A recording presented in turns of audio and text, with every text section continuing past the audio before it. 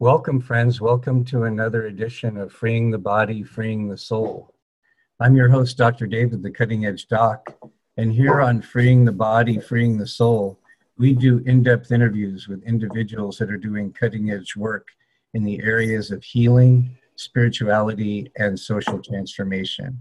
I'm very excited about today's show and to share with you a woman who is a spiritual teacher and guide for many people around the world who I really resonate with her and her work, and I'm excited about sharing her with you. Her name is, I hope I get the name pronunciation right, Amoda Maa. Did I get it right? Yes. That's great. And I found out about Amoda several months ago. I don't know how I did it, but I loved her energy and her authenticity and her wisdom and her love. And so I started checking her out. And I was kicking the tires, and I liked what was under the hood. And so I'm excited to share her with you, and a couple of comments before we get into it. One is that there is a very good interview with Amoda Maa by Rick Archer. Actually, he's done two of them, and I've listened to the second one on Buddha at the gas pump. And so I don't want to repeat a lot of that material. So I would recommend that to you. And also, she has a YouTube channel where she has wonderful videos as well. So hopefully this interview will build on all the wonderful material that's already out there that I would highly recommend. So without further ado, I welcome Amoda Maa to the show. Hello, David. Thanks for hosting me here and having this conversation. My pleasure. So just one thing I want to tell the listeners, I had the flu a couple of weeks ago, and ever since that, I've had this really irritating drip, post-nasal drip, so my throat is a little raw, and so I may speak a little softer than usual, or I might cough a little bit, but otherwise I feel fine. So, Amoda, as you know, one of the things that makes this show different from a lot of other shows where there's interviews is that we do in-depth interviews here. The average interview here is about an hour and a quarter long, and some go even longer. And so I'm committed to rehabilitating the lost art of the in-depth interview. And so one of the things I found works really well in the beginning of the interview is to turn the show over to my guests and to give that person some time to introduce themselves and tell their story in a purposeful way that creates a context so that when we start talking about your current work, there's a bonding with the viewer and listener, and there's also a framework for understanding. So let me just turn the show over to you for a while and go ahead and kind of take that story any way that you'd like.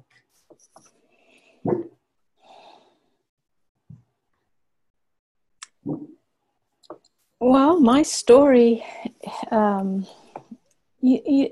just going to start by saying, these days I have to dig deep to actually pull the threads of my story together. Because it really is, and I know it's a cliche, it really is like a dream. It doesn't have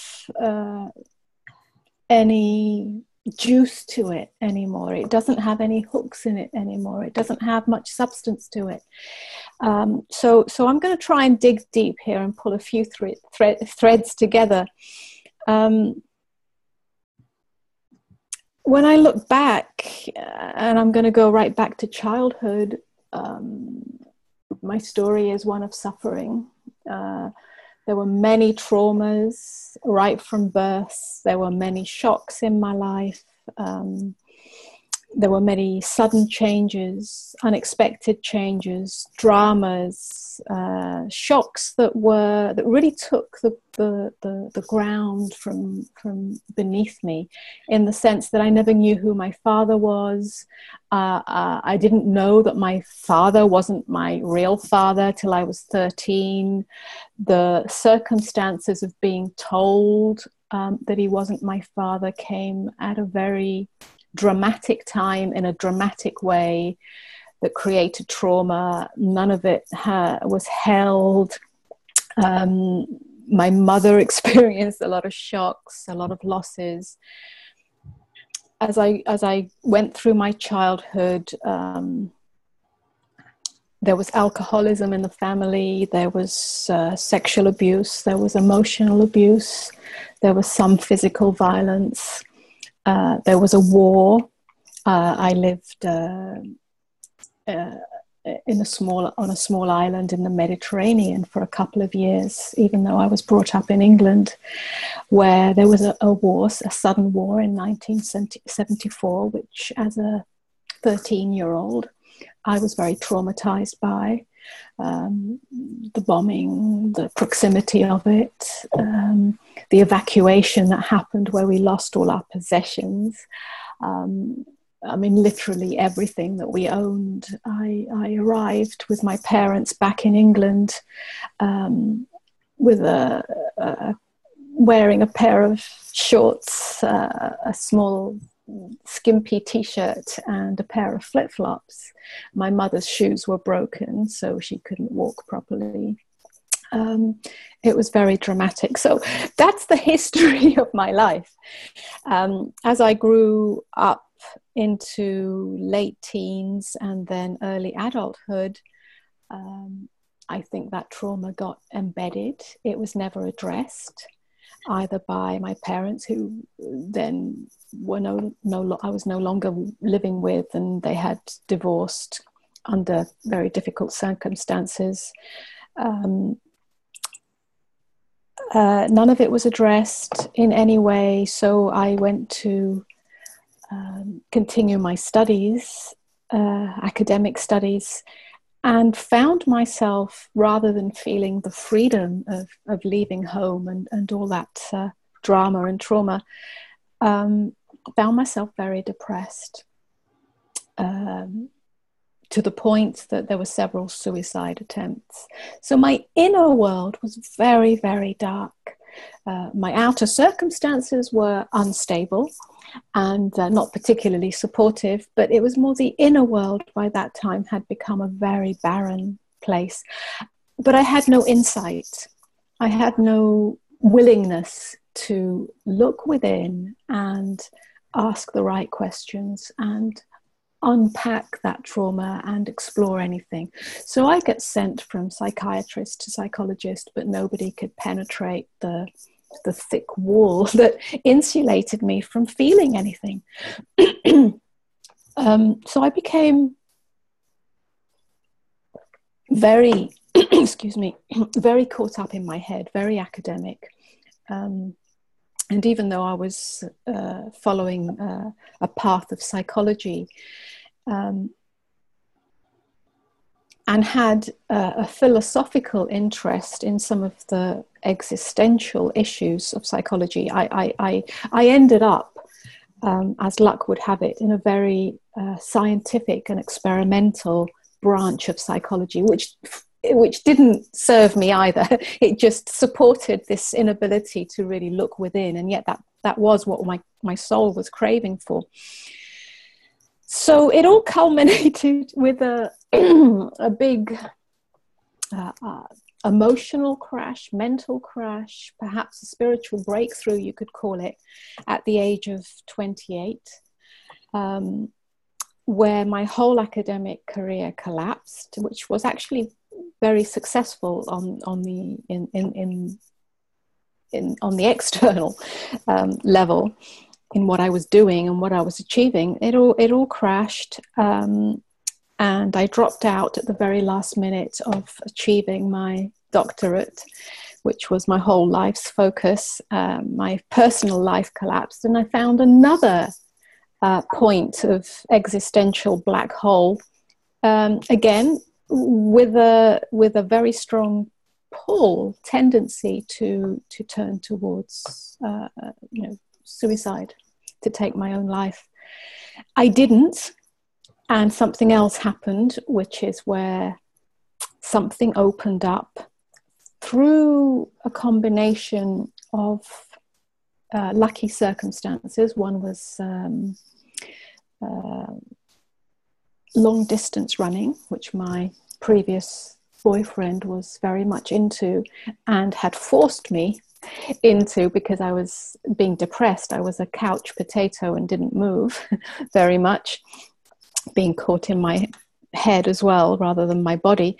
He forced me to run, and it really served something, because I had the first glimpse of something beyond myself, a transcendent experience. That, together with one attempt at TM, and a small dose of psychedelics, all of which gave me a glimpse of something much vaster than me and my black hole. I couldn't put it into context. I didn't understand it. I had no framework. I had no support system, and I had no reference point. But what it did serve was to completely collapse, or at least to a certain point that was necessary at that time, my need for approval from the world in terms of my academic success.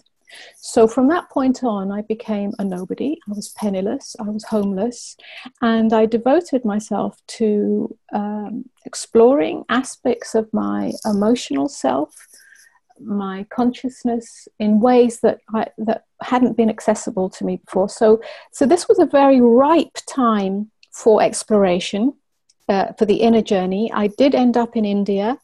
I did end up on the path of meditation. I did end up on the path of Tantra. I did end up on the path of body work, breath work.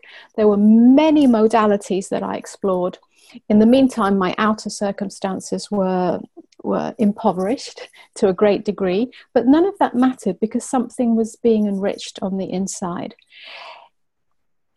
As that took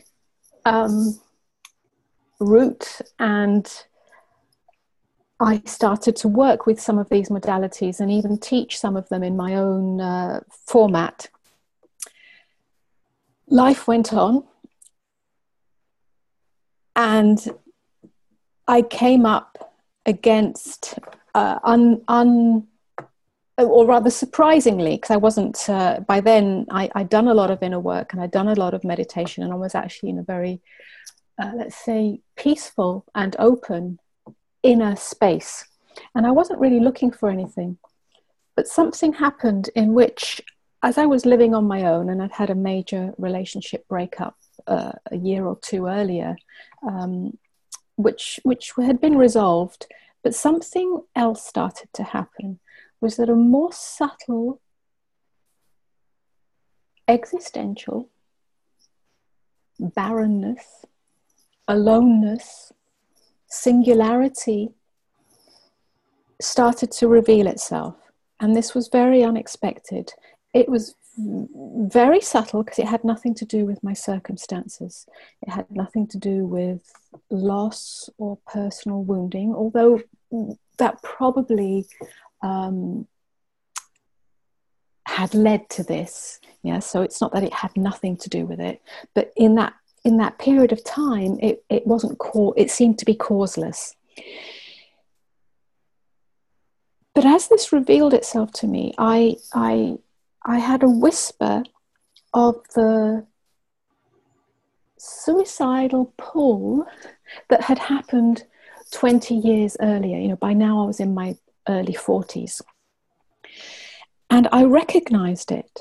And I recognized this very strong magnetic pull to obliterate myself. But I recognized that I wasn't trying to or wanting to obliterate myself as a human being, as a living entity, but rather the identity of me, of self, as a separate entity. Now, I didn't have any non-dual teachings around me at that time, so I had none of the conceptual framework for this. And yet that's what was really happening. This need to discover what is more real, what is more true than me, and the story of me. And the way that I experienced it was as a separation from the totality, as a separation from God, even though I didn't have a particularly religious background other than in the conventional way, but God was the word that came to me. I somehow could sense what that is. And God was the totality. God was the whole of existence, everything, just the very fact of existence.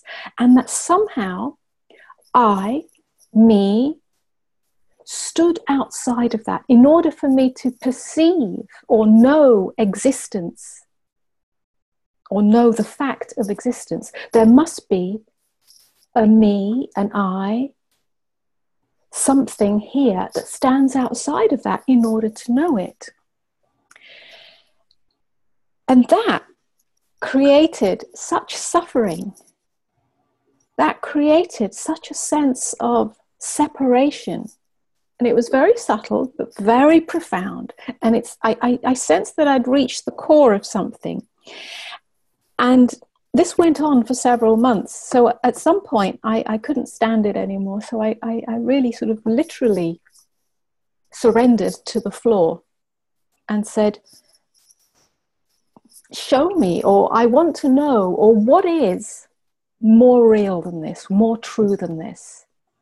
And if this is all there is, then I give myself to this. If this is eternity, the eternal experience of existence, then I give myself to this completely. It was a deep surrender. It was a giving up of something. And in that moment, a number of things happened. I talk about this in my first book, Radical Awakening, where I describe what was revealed energetically, which was also a very visceral and visual and auditory experience. But none of that really matters, because it was really what it brought me to. And what it brought me to was that as I was sitting on my living room sofa, I noticed the tendency of mind to move away from being absolutely nakedly here without any grasping for the experience. I noticed how that tendency would arise as a habitual impulse to simply go to the kitchen and get a cup of tea, or a glass of water, or go to the bookshelf and read a book. And I lived on my own, so there were many things that I could do at home. Reading books was my favorite. But I noticed them not as natural, intelligent impulses, but avoidance tactics. And again, it was very subtle. So I chose, and it felt like a momentous shift of attention, to not follow that movement. And in not following that movement, the existential void, which had been the source of suffering, the chasm of existence and me, revealed itself, and it felt like it was going to swallow me up, and it was horrific. It would swallow me up and I wouldn't exist. And that was horrific. That was the suffering. Could I interrupt for a minute? Could I interrupt for a minute? Sure. Was this all happening without a major physical plane teacher? Yes. Wow. Yes. Wow. I have not had many teachers. I've experienced many paths and many modalities. And I spent time at Osho's ashram in India. So in some ways, I would say he was my main teacher, but more as the frequency field that I experienced at that ashram, which was very, it unraveled many of my defenses and opened me to a more unending surrender and unconditional acceptance of life. So I would say that was my primary teaching, or certainly the one that shifted something for me, but I've never followed any particular teacher or teaching. So all of this was happening by itself, and all of this was happening without the spiritual conceptual understanding or framework or language. And remember that I was living in England then, and it was the I can't remember, but I was in my 40s, so maybe it was the late 90s or the early millennium. And really it's not like the West Coast of America, so it was not ripe with spiritual teachers. It was not ripe with non-duality. The term non-duality I don't think it even existed. And I may be wrong, but it certainly wasn't in my field of experience. And I had followed many different, I read widely and all of that. So I might be wrong, but certainly it wasn't accessible to me. Right, but so, you haven't had a relationship in this life with a teacher that we would say there was a deep transmission. No, okay. Absolutely not. No. And I was on my own. I was on my own, me and God. and I wanted to say that in my experience, it's rare. It happens, but I would say to the viewers and the listeners, don't count on it. It's rare to be able to realize profound levels of self-realization in a lifetime without at least one major living spiritual teacher. But it can happen, and it does happen. And obviously your soul was very ripe. I mean, there are many people who had very opening LSD experiences that they were either unwilling or unable to integrate into their personhood. And, obviously, you hinted at it earlier, obviously your soul had its own ripening, its own timetable that was obviously catalyzed maybe by certain external events, but certainly the external events were not the source of that motion. And so I want to say that, and the reason I want to say that is that at least in California or even in the West, there's this idea of independence that is really to a large extent coming from an unconscious motivation to avoid the domination of something. And there are many people in the West who are not open to a student-teacher spiritual relationship that can be very valid and quickening, and therefore don't even have the discernment or the interest to follow it. And so I wanted to say that because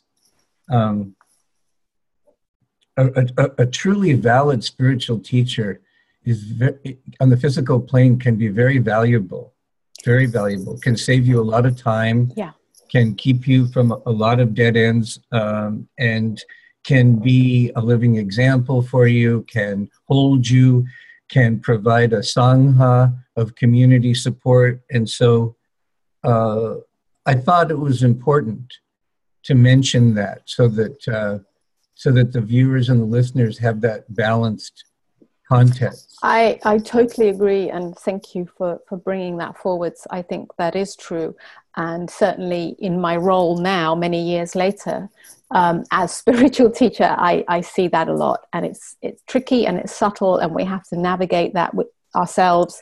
And it doesn't just happen, even though I'm making it sound like it just happened.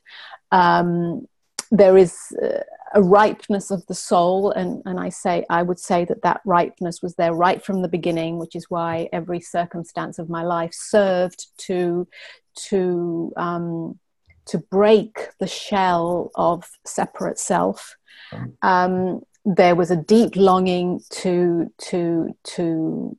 know to come home, to know God, which was actually a very prevalent in me as a child, even through those traumas, where I would fall into silence very easily, and I mean an inner silence of union easily, although that got covered up later. So there's a ripeness of a soul. There is also a lot of preparation that happened, which I call the fertilizer, for insight, discernment, clarity, honesty, and surrender that happened through all the modalities that I tried. So they were my teachers in that sense. Yeah.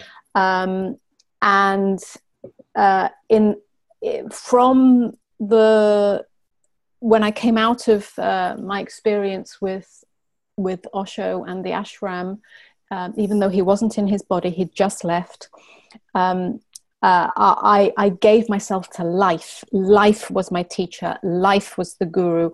And that wasn't a bypass. That wasn't an avoidance. Everything served as an invitation to a deeper intimacy, which is why this experience that I'm describing followed quite quickly from that point on. And from my perspective now, yes, a living, embodied human being that is in the role of spiritual teacher is almost vital on the path, especially today, as more and more ordinary people like myself are embodying that role.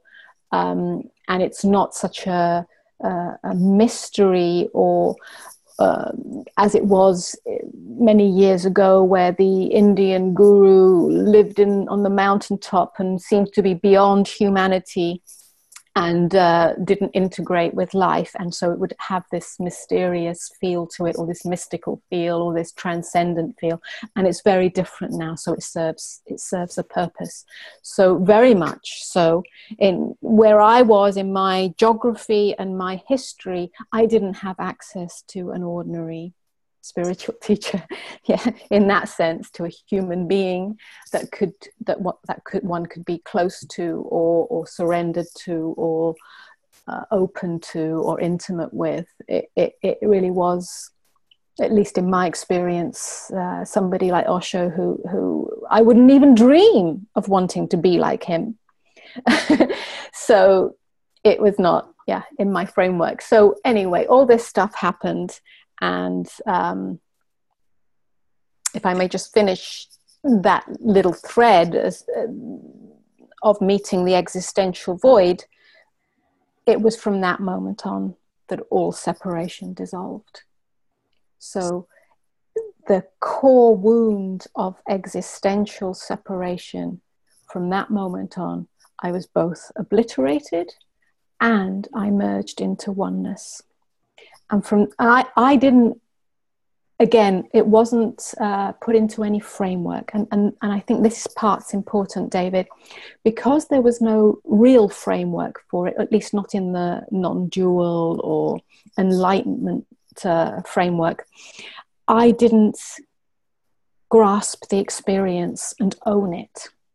But what I noticed from that moment on was that there was no more victim story in any of my experience of life. I was no longer a victim of the need to find love or be loved. I was no longer, which was primary, very prevalent in my life before that. I was no longer a victim of needing to experience only good things, good feelings, positive thinking, peace, and such like. The pendulum would swing. Reality lived in the everyday life has a polarity to it, but I found there was no need to manipulate or hold on or change any of it, which means that somehow the polarity dissolved and everything was simply as it is. So a great acceptance and openness and intimacy. I was no longer standing outside of life, even on the subtle level, experiencing life, but that life is me, experiencing itself. And this was a very visceral experience. And I noticed it as the days went by, as the months went by, and as the years went by. And it was only after some time that I almost sort of caught myself. I thought, wow, I think this is enlightenment. And even that, so what? So what? So life continued to be lived. And again, waves would come where I could, in the early years, because this was about 15 years ago, in the early years, really see, really feel, really experience, really know that everything was grace. That there is no God outside of me. There is no reality outside of me. There is no me. And yet all of it is one. And that allowed everything to be okay. Really okay. Really, really okay. And such, it's like there were no more defenses. There were no more resistances. There were no more avoidances. So such intimacy with life, with experience, that even the word intimacy is a barrier to that. And that's how life was lived, which meant there was tenderness, which meant there was openness, which meant there was presence, which meant there was nakedness. As a human being, I found that I became more tender and more naked over the years. And after, I think it was about 10 years, I felt a tiny shoot, because there was no agenda around this, a tiny shoot. I had written my first book, but then writing is my thing. So I wrote it, it got published, luckily. But there was no attempt to follow that up with anything. This little shoot said to me, go and speak. Speak to whom? And speak about what? Just go and speak. So I hired a room in England, in a small seaside town, and for 2 hours, and I sat on a chair and I spoke. I didn't speak actually for some time. I spoke from silence, and this was new to me. I didn't use my mind. And as that happened, and it was very tender, and it was very shaky, and it was very uncertain, something started to happen. And as people came over the years, I learnt from their questions all the little nooks and crannies and tricks along the path that in retrospect somehow had not been there for me. Yeah, perhaps because of this rightness, and yet I could totally understand. And so that's where I am now. So I want to ask a question just to clarify my own understanding about your journey. So after this radical awakening, most of us still have an awareness of negative ego patterns and tendencies, but we have a way of being with them that allows them over time to resolve themselves. I wasn't clear from your story whether that was part of your experience or whether that whole level of existential challenge was gone for you.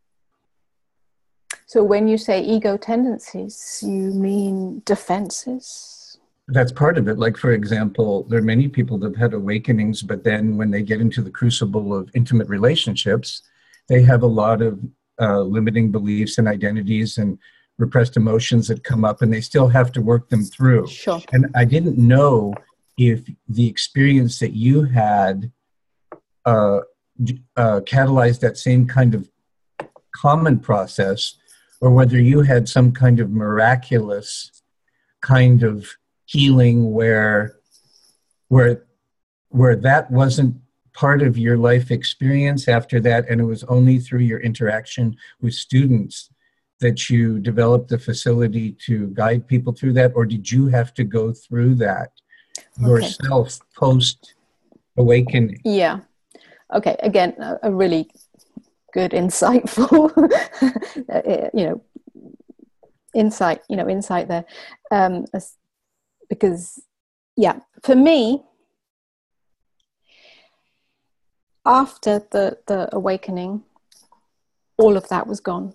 Wow.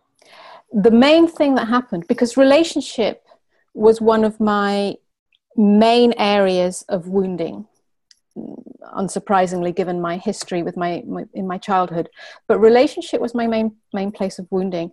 And after the awakening, because a relationship came into my life, the man that I'm with now, Kavi, we've been together for 15 years or so.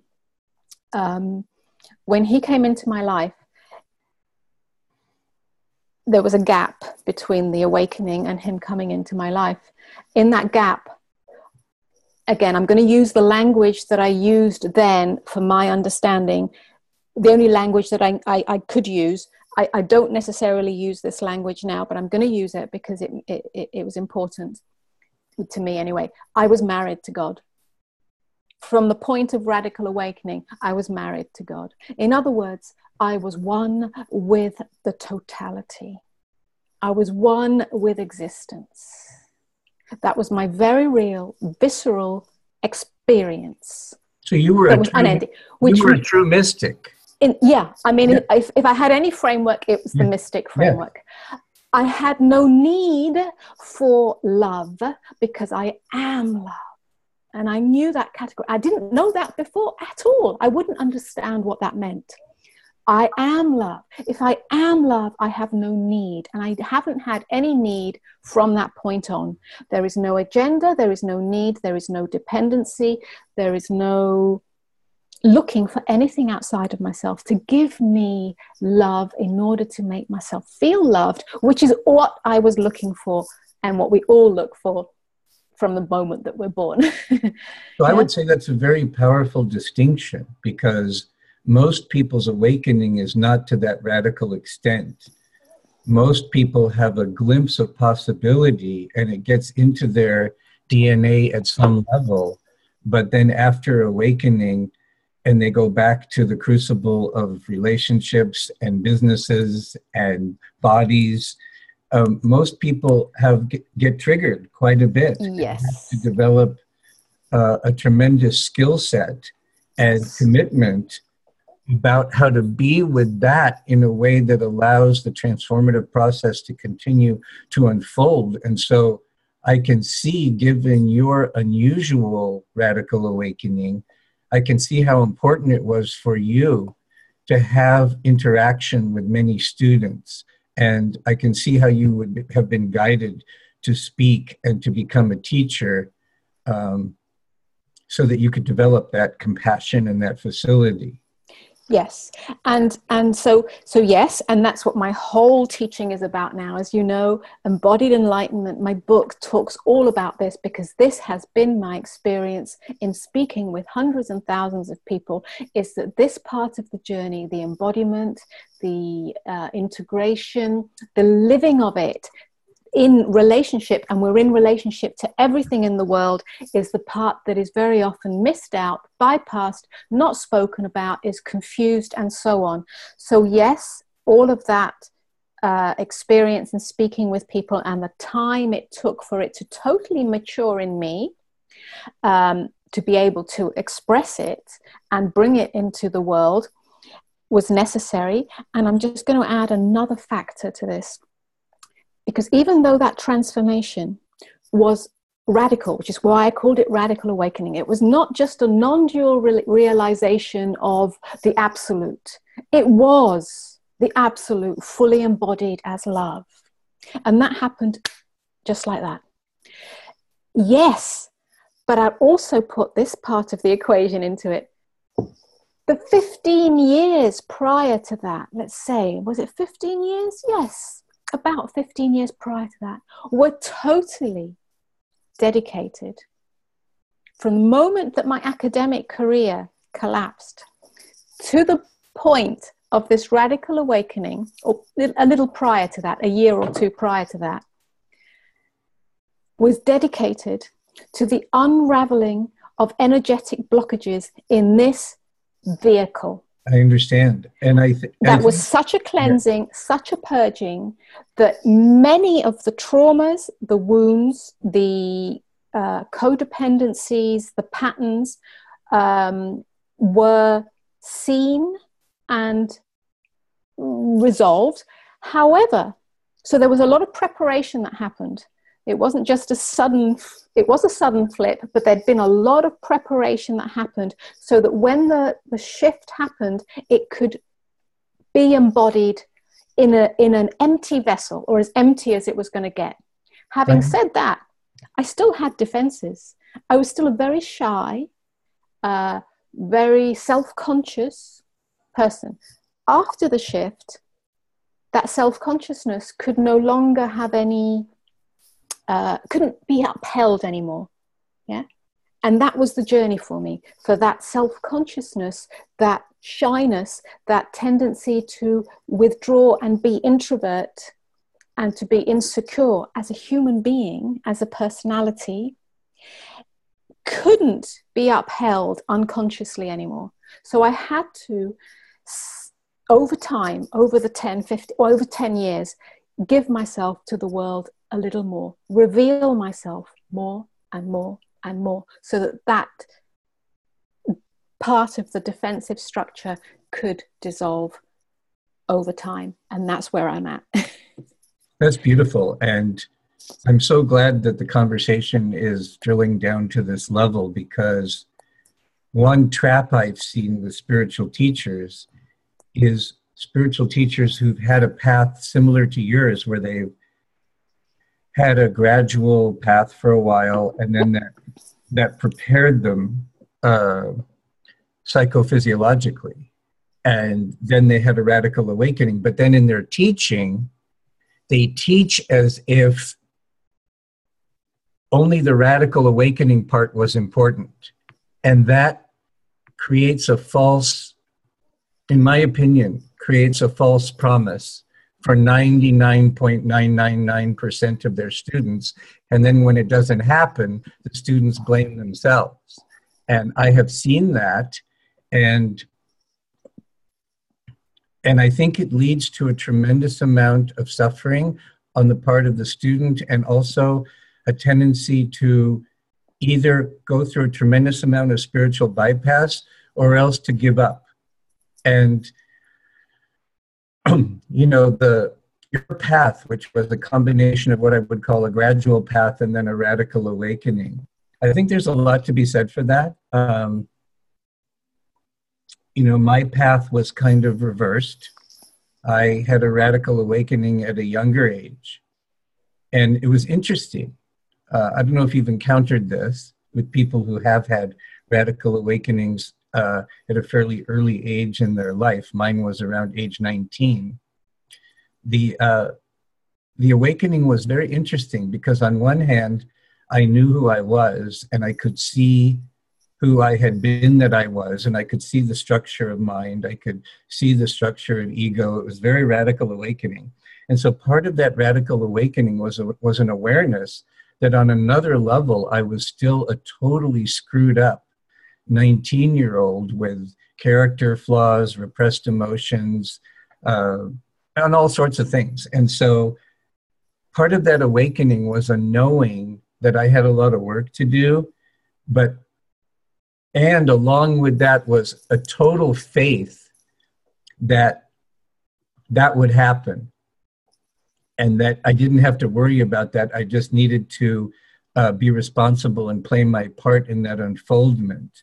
And so my life has been lived backwards from most people, in the sense that most people have a more gradual path, and then maybe some of them have a radical opening. Mine was backwards, and I think there are advantages and disadvantages to that. But I think your path is probably more common, and in terms of the order, but I think what's uncommon about your your experience is the depth of your radical awakening, and the fact that it had almost an instantaneous integration all the way down to the psychophysiological level. I think, that had a lot to do with your soul's ripeness and all the passionate work that you had done for all of those years. And so I've never had this conversation with another spiritual teacher, and I think it's very exciting to be sharing these ideas with you. Yeah, I think that yes, there's a tendency in spiritual teachings, spiritual circles, to focus on the awakening. And to point to the awakened state or the awakened consciousness. And then, of course, the students, the participants, the followers want that. And either they get it because it happens in various ways and then it's gone, or they hold on to it, and all sorts of confusion comes. And then with that comes the projection onto the teacher about, and usually it's an unconscious projection of perfection, that they live in this state all the time, that's a state, and so on and so forth. And that's where I see a lot of confusion, both in newcomers and even in long-time spiritual seekers. I have come to the point naturally, organically, where I actually very rarely speak about that. Because it's not up to me, and it's not up to you, and it's not up to anyone or anything to make that awakening happen. It really happens through ripeness, through grace. In that sense, we're not in charge. But what I find more helpful is to talk about all the different nuances, possibilities, and the very immediate capacity we each have to open to life, to open to the experience. And whether that's before an awakened experience or after an awakened experience, it doesn't matter. I hear you. I mean, in my experience of teaching for several decades, and of course, I have to say that my teaching has been limited mostly to people in the United States. So I'm not generalizing to other cultures. Maybe you can tell me if this fits also for other cultures. But at least with the American mind, one of the most difficult things for my students it takes them most of them years, and they think they've got it, but they don't, is the ability to not only be aware of their inner experience, but to actually accept it. The idea of acceptance is somehow hijacked by the ego in a way where it doesn't really become available for my students for a while in general. That for a while, they're still very caught up in the idea of either or types of ego-based logic systems, where the ability to let something be without making up a story about it, without moving toward it, without freezing, without moving away from it, without rationalizing it, is a capacity that is there, but it's covered up by so much identification and misperception that I would say for people that have a true desire, that is for most people the major hindrance. Because once they can actually be with their experience, a couple of things happen. One is the resistance goes away, And so a flow starts happening. And the other thing that happens is they get at a very deep level that who they are fundamentally is not their experience. And that is, in my perception, a critical realization that in a way changes everything from an existential point of view. And I find it's a pretty easy, once they get the hang of that, it's pretty easy for them to move toward taking more responsibility for their experience, pretty easy to move toward true forgiveness. It's pretty easy to move toward real gratitude. It's pretty easy to move toward greater discernment, making better choices. But most of my students, I have to say, looking back over the decades, that's been the major bugaboo. Yes, I think that's it. And then my question is, can that level of acceptance of one's experience, can that be taught? Can that be practiced? And it's like, why is it so difficult? Why is that the preventative? Or is that something that really comes with some kind of ripening, where the suffering of non-acceptance becomes so great, it becomes greater than the avoidance of acceptance? And can anyone do anything about that? Well, I mean, I think that's what ends up happening, is people start realizing the tremendous suffering of non-acceptance. I mean, that is what ends up happening.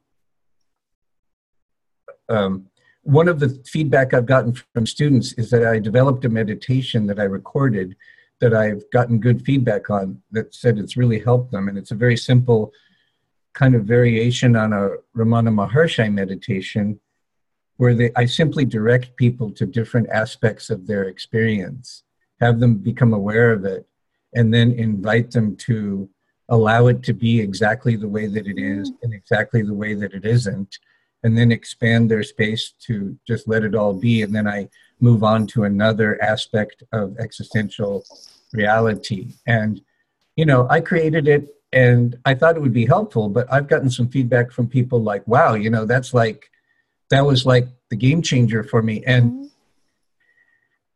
so I would agree with you that, occasionally occasionally people grow by revelation, but most of the time the impetus is intense suffering. And my students who stuck with me, what usually happens after several years is they get to that point that you're describing, where it's not because I told them anymore. It's because they cognize for themselves that, oh yeah, every time I resist my experience, I suffer. Yes. And every time I truly allow it to be, I don't. That's it. That's the tipping point. That's the tipping point. And so everything that we do as spiritual teachers, or examples or whatever it is to support that tipping point.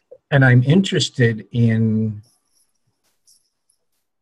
learning from you and other teachers, as well as my own inner guidance, if there's a way of being or seeing that I'm being and seeing that I don't know that I'm being or seeing, that I could shift in myself that would allow my students to come to that point quicker. I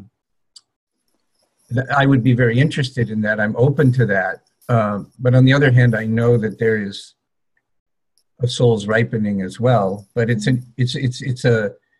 a question I'm living inside of these days.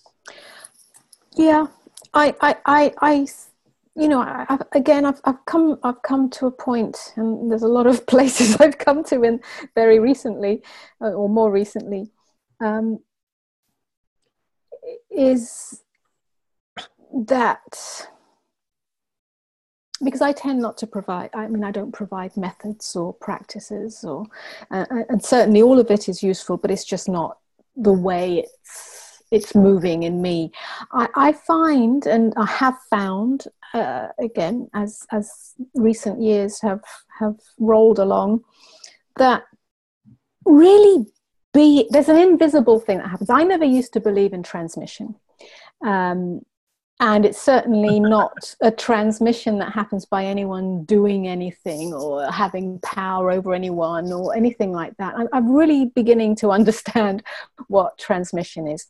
I've come to see and realize that there is an invisible frequency that is emanated by each living entity. And when I am that fully, without agenda, without the need for power, or without the need for approval, or without the need for anything, but simply purely innocently being this, it seems to have an impact. Yeah, definitely. How that happens, I have absolutely no idea. I don't even think about it. I'm saying this now because we're having this conversation. Yes. But that seems to be more powerful than anything else. The only place that I can really, really say that, well, as far as I can possibly know, where it has had an impact is in my relationship. And that's because I'm in an intimate relationship, intimate living situation with somebody over 15 years. My students come and go. I don't live with them, so it's not quite as palpable. But in relationship, there is, when at least one person is living as this, without trying to be the spiritual teacher, or just simply being the innocence that I am, the openness that I am, that transforms everything by itself. I find that way, that when you're being that way, it reminds me of a quote in the Bible where a lot of people don't understand this saying that Jesus said, according to the Bible, but I think it's profound. He said, "I come not as the peacemaker, I come as the sword." And I think I have a deep understanding of what he was saying there, that his light was so bright, his love was so strong, that everything came into sharp relief in his presence, that people who were attracted to the light were illuminated, and people who were too frightened of the light either ran away or tried to kill him. And so my experience is that in the presence of the kind of authenticity you're talking about, it's very much a sword, and that you can't control the response. And the response can be very dramatic and traumatic. Without, my experience is that it helps the student to have a cognitive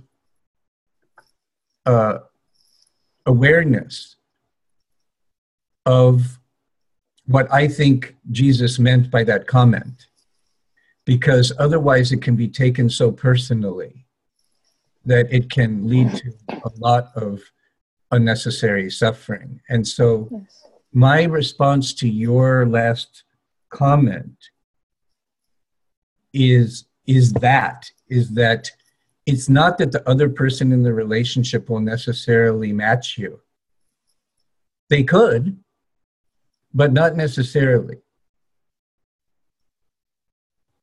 Yes. And what I hear you saying is that in the frequency field of love's intelligence, which is what this is, everything that is not that, everything that is an obstruction to that, a defense mechanism to, you know, in response to that, in reaction to that. Everything that has been conditioned that is not love's intelligent openness falls away. It falls away either through, you know, a trigger, or it falls away because the other is ripe for that falling away. But everything gets amplified. And certainly in my experience, not theoretically, but as a human being living this life in this world, both in an intimate relationship and in various relationships with the world, students, people I speak with, and so on and so forth, and interact with, that is my experience. Yes. That is my experience. And in that sense, all I can do is surrender to that. Yes. Yeah. And I think that's where the seeming paradox, although it's really one thing, but from the mind's logic, it's a paradox. That's why total commitment and total non-attachment is so important. So I'd like to segue the conversation at this point to something we were talking a little bit about before we started recording. And that is my awareness, both in my own process and in my more advanced students and in my perception of other advanced students on the path, is that many of us are at a point where we have the cognitive framework to support authenticity. We have a heart that supports love and authenticity, and we have worked through a critical mass of heart wounds. And what many of us are dealing with now are, shall we say, karma, both personal and ancestral and collective karma, and wounding that I would call more at the instinctual level, issues that are classically related to first, second, and third chakra issues, survival, the body, sexuality, pleasure, romantic relationships, boundaries, belonging. And in my experience, for most of the advanced light workers, much of the cutting edge work they are doing, both for their own healing and to be able to serve in the way that they truly want to, is being focused more than ever before, at least in modern history, or at least in my lifetime, on an awareness of the blockages that are correlated with these chakras. And because these chakras have so much to do about being a human being in the world, a lot of the traditional spiritual paths don't have that much to say about it. And so a lot of times people default to approaches for dealing with being in the world that I don't think go deep enough. A lot of the self-help stuff, a lot of the metaphysical stuff, a lot of the psychological stuff, a lot of the natural healing stuff. And so where my personal and professional interests lie these days is exploring and filling that gap.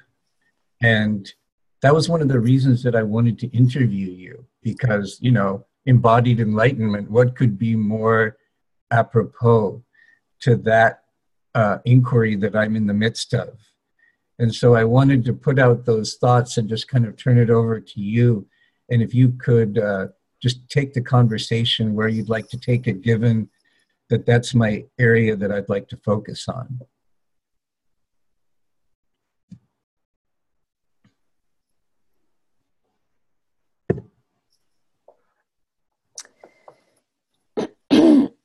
The issues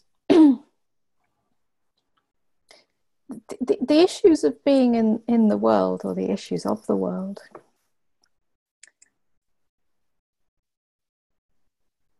are really not different or separate from the issues of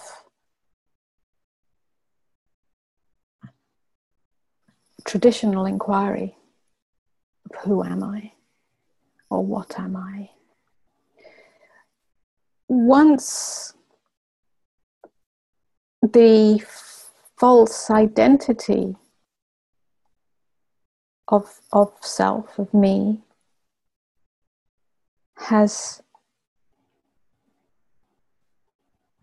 been recognized, and that recognition comes in this embodied way that we've been speaking of up until now, so that excuse me, so that the core wound of separation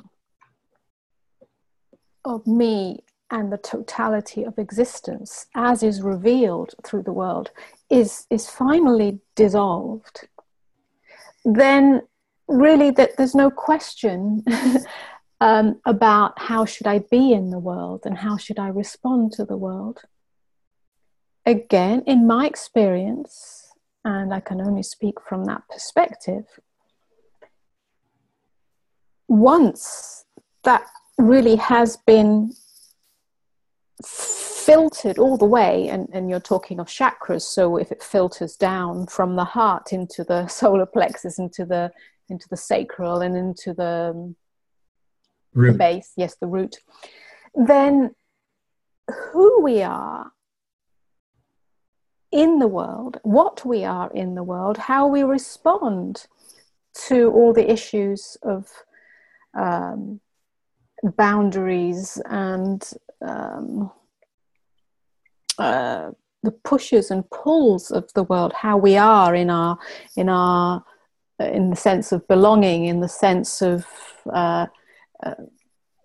social, political, economic structures. Really, there's no more question. It happens innocently, organically, again, as love's intelligence, as love's intelligent response that doesn't have the need to protect me and mine in that. And yet, it takes care of the body. I guess what I'm saying is a lot of the traditional methods of inquiry, I find, don't lend itself for most people to access what they need to access with this lower chakra material. And most people's awakening are not as full-bodied as yours. And so they have a lot of these unfinished business in these chakras. And other than by just pure transmission of student and teacher, do you have any suggestions for practices or inquiries that help to open up the map room at those levels? Like, obviously one thing that could be done would be a non-cognitive type of breath work type of thing to bring some of that material up. You could do certain types of body postures that would tend to bring cellular memory, traumatic cellular memory up to the surface. I think this is an important conversation to have. I hear what you're saying. I think that perhaps the entry point to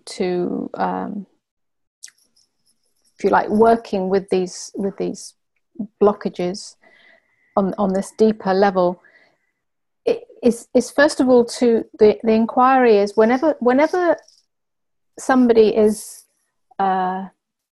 reactive towards the world, whatever's happening in the world, whether that world is our relationship, our family, our society, our country, our nation, and so on and so forth. Whenever there's a reactiveness to that, and that reactiveness will be revealed by this shouldn't be happening.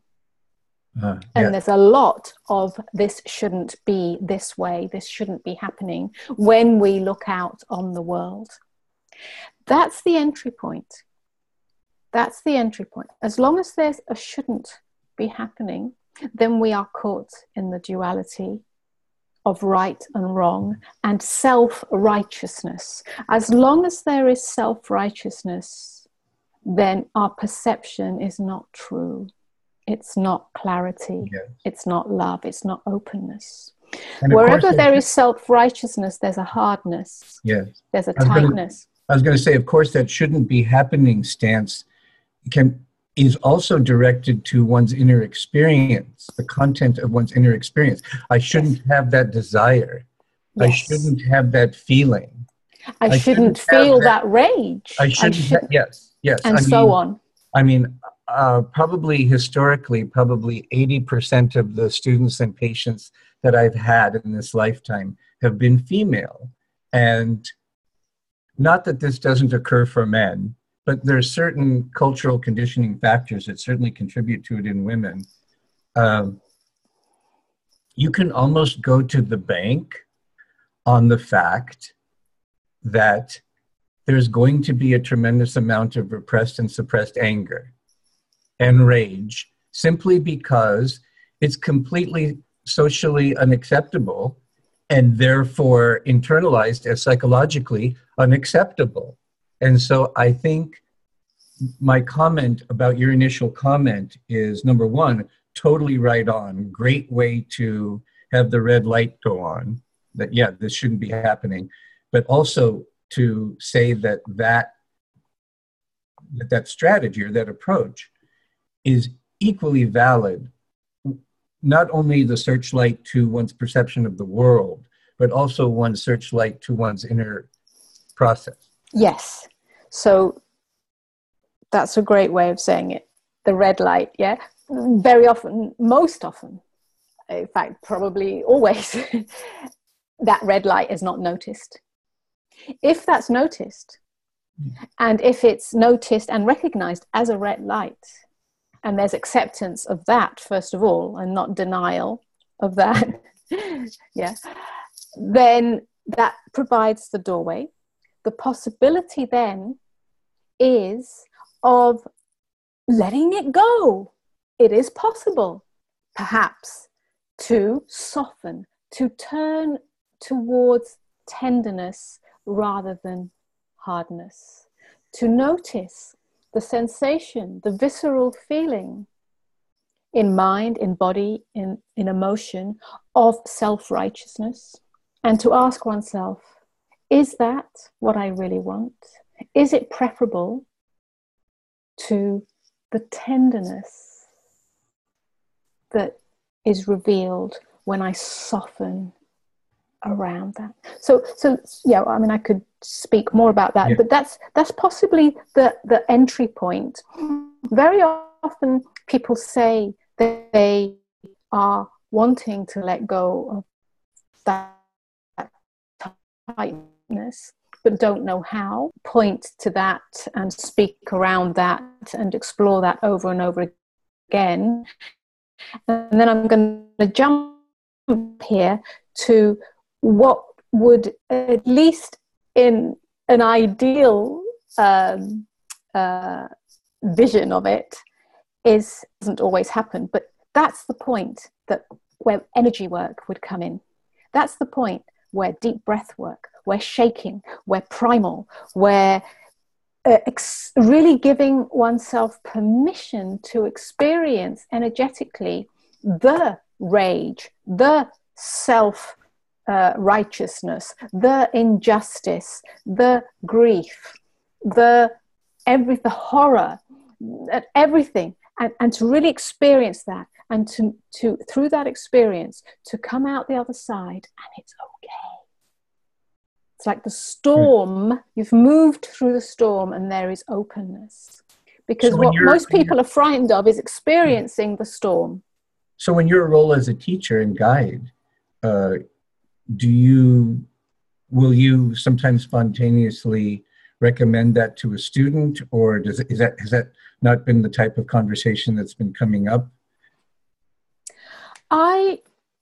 Over the years, I've sort of toyed around with the possibility of providing some kind of energetic framework, a framework for energetically experiencing these sort of dimensions I'm speaking of. on a practical level, it's not easy, because I can't be the facilitator of that and everything. You know, it's almost like that's a different role.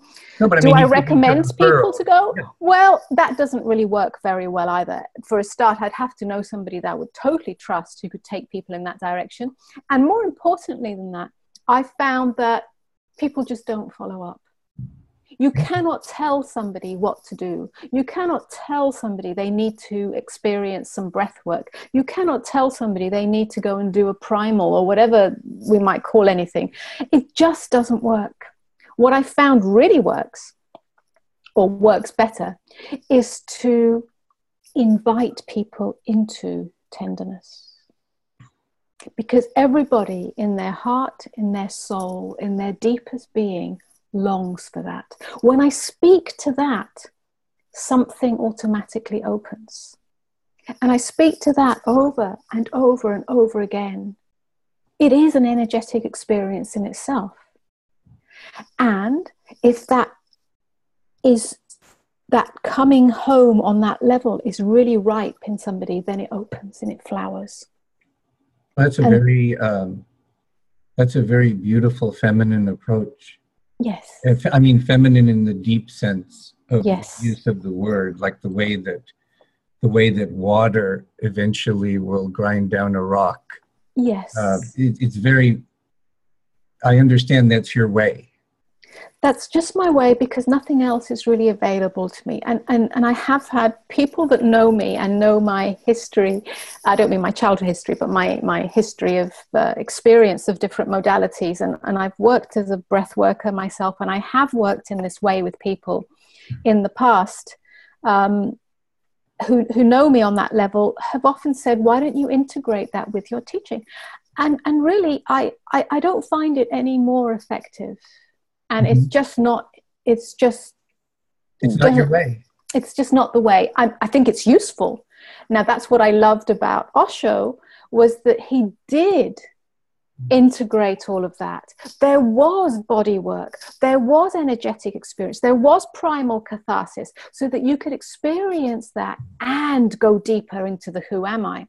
To me, that's the most beautiful synthesis. Do I have an ashram where I can do that and have therapists who can work in that way to support this work? No. Therefore, it's not being offered. That to me is the greatest synthesis, and I haven't found any other spiritual teacher or leader who uses that particular synthesis. That's an ideal of mine. It's an ideal. It's an ideal of mine to eventually work in a setting where there are a critical mass of complementary practitioners who are rooted in radical spirituality, yes. who are mature practitioners. That is an ideal that I've held for a long time, and I haven't given up on it.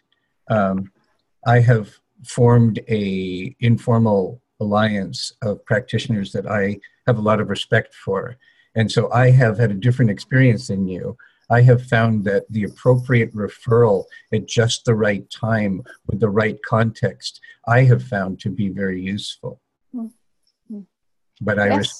I respect your way, and it's working for you and your students, and that's the most important thing. Yeah, no, and I totally get, like I said, that's an ideal vision, an ideal synthesis. And at the same time, I've had to surrender that as an ideal in myself, because anything that comes from my idea of how it should be really is not the way. I have to surrender that and trust that something else is happening. And the more I give myself, and it really is like an ongoing unknownness, then really something quite transformative in itself seems to start to happen only through feedback and response. So I think there are many ways. I think there are many modalities, either with a structure or without a structure. And I don't think that one is better or worse than the other. So I think as the frequency field holder, if you like, that from which the emanation comes, in your case from you and your teaching, and me and my teaching, all we can do is be authentically true to that and how it moves in us. If it moves in a way that creates a structure, then so be it. If it moves in a way that does not have a structure, then so be it. Because who am I to know which is the best way for anybody?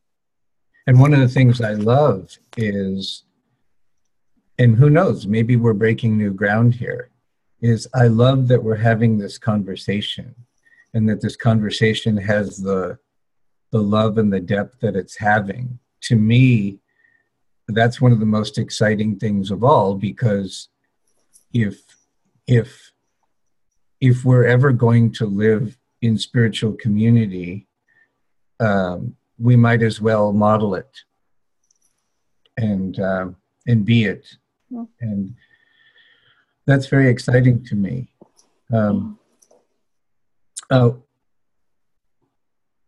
What are you up to these days? What's on the cutting edge on your journey these days?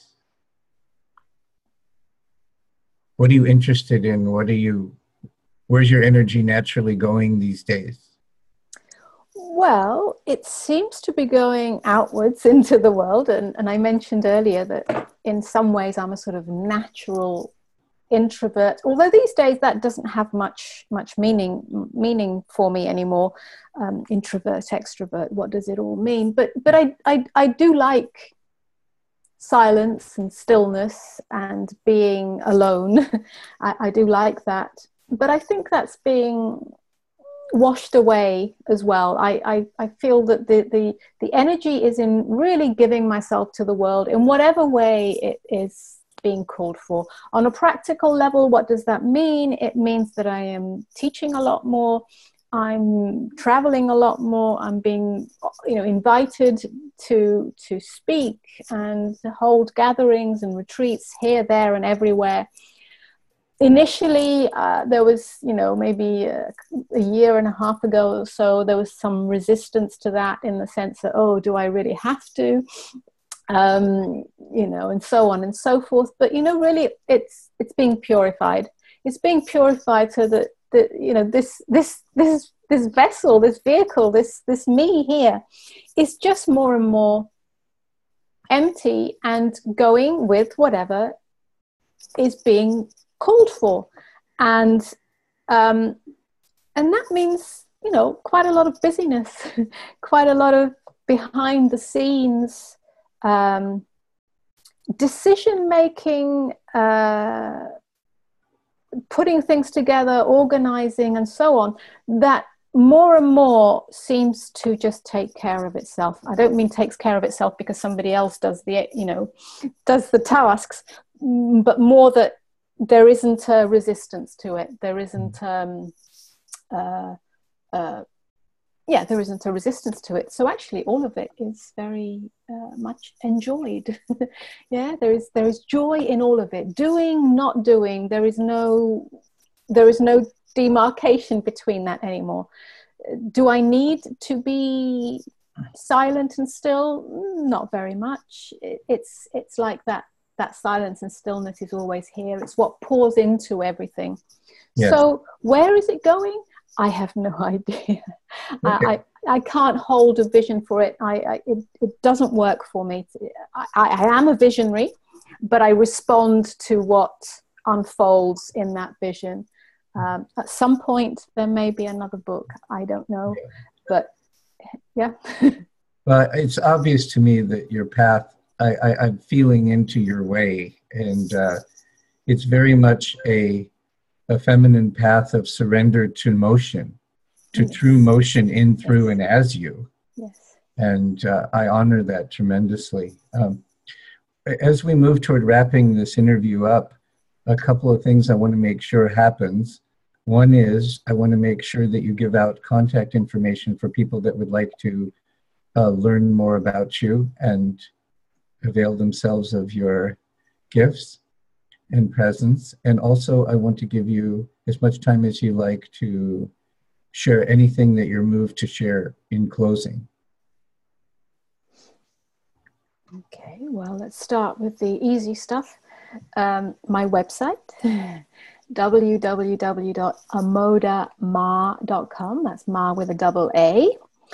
there you will find lots of videos and all my books, and especially my recent book, Embodied Enlightenment, all my events, which are unfolding at a furious pace over this year. So there's events all over the US, East Coast, West Coast, and in between. There is a contact form. I don't answer all personal emails. It's impossible unless it's very specific, but there is a contact form on my website. What else? What else can I say? Is there anything you'd like to say? Well, I want to thank you, first of all, for the depth of this conversation. To me also, it's very important that we explore some of the subtleties of this path. I think there's been, well, first of all, coming to the I'll say this.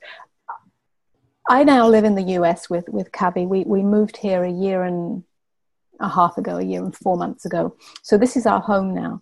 And we are very delighted and nourished by the level of openness, generosity, and real willingness to explore on this path of inquiry that I have found being here. Just very rich, especially on the West Coast, and I'm sure in everywhere. But it's been a real eye-opener, and I just want to say that in context of us having this conversation, the level and depth of conversations today seems to be much more sophisticated and much more, profound and detailed and precise than ever before, and that excites me. That excites me. Like I said earlier, it's not just about pointing to the awakened state. That's easy. In some ways, awakening is easy. Yeah. I liken it a little bit to like falling off the log. At some point, you're going to roll off that log, and we can talk about the awakened state and what it is and how, but that's not where the juice is. The juice is in how it's lived as a human being in this world, because in the end, it's very ordinary. In the end, it's about being human. And it's not about being human and getting lost in our story of being human. It's not about being human and getting lost in our reactivity. It is about being that openness whilst alive. And then life, death, it doesn't matter. Yeah. So that's where the conversation really is. And I'm sure there's many more areas that we could go to, and there's many explorations, and I'm sure many of those conversations will continue to unfold over coming years as the intensity of the world becomes greater, becomes amplified, which it seems to be all over the world.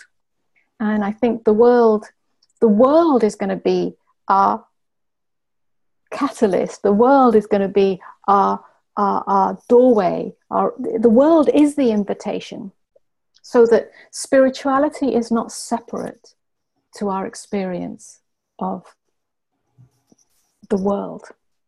They're one and the same. Now, at some point, perhaps that will create some kind of global or planetary or collective transformation. Who knows? Maybe it won't, but it seems to be heading that way. And that's exciting, and that's unknown, and yeah. Thank you. One thing I think would be, if I could make a suggestion for your consideration for maybe what might be part of your work in the future, is I think people would be very interested in getting a deeper sense of what your intimate relationship is like, what it's like to, both as a possibility and as a living presence, of what it's like to have an intimate, romantic, sexual relationship from an awakened state, and the possibilities and the practices, or the possible, the possible practices, and if there are any challenges, that come up along the way. I think that would be very juicy and apropos to what many people are experiencing. So I don't know if you've had that request before, but I have a pretty good intuition, and I have a sense that that would be very useful to a lot of people, and people would be interested in it because it's important to them from where they're living. Thank you for that request and suggestion. I am totally with you on that. I do talk about it, although not about my relationship, but I do talk about relationship in my book. As you know, there's quite a few chapters on that. It is an area that I have a lot of experience in, and I do have the feedback because Kavi accompanies me on most of my teachings. Oh. He's actually the video recorder. He's also a fantastic musician, so he often accompanies with music, but he's also has his own wisdom and deep love that is really the complement to my feminine.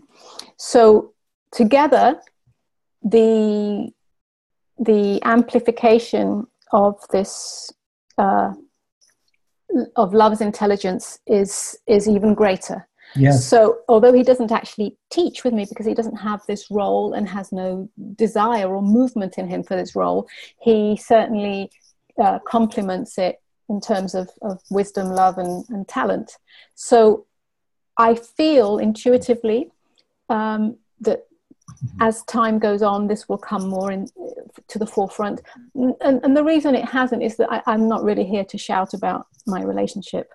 But to speak of relationship is I think a very important aspect of this, because yes, people do want to know. That's where people struggle, either before awakening, after awakening, during awakening, and relationship is the basis of the world.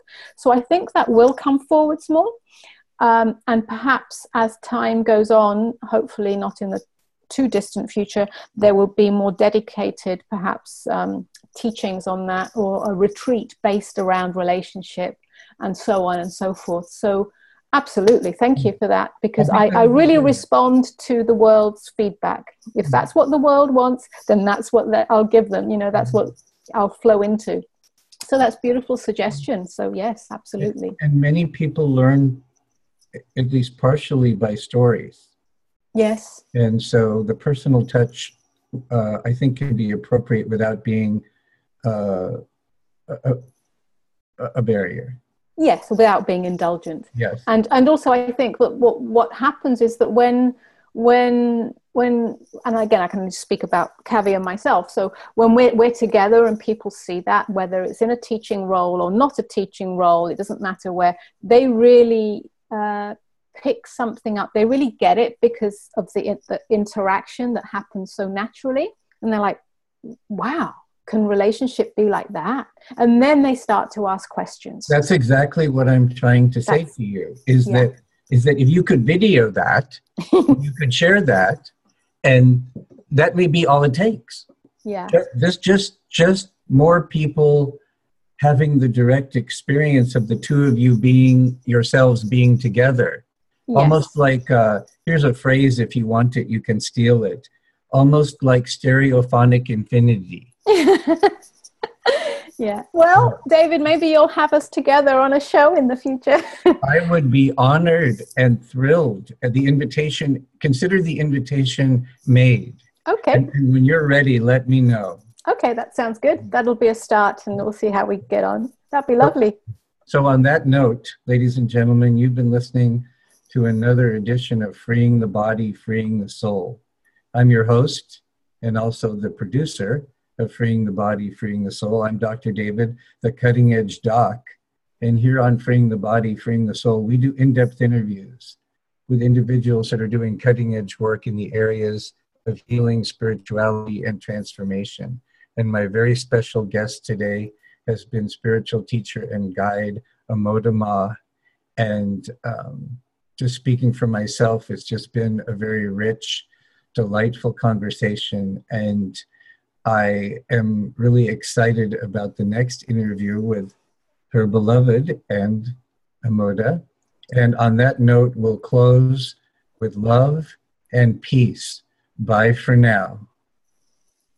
Thank you, Dr.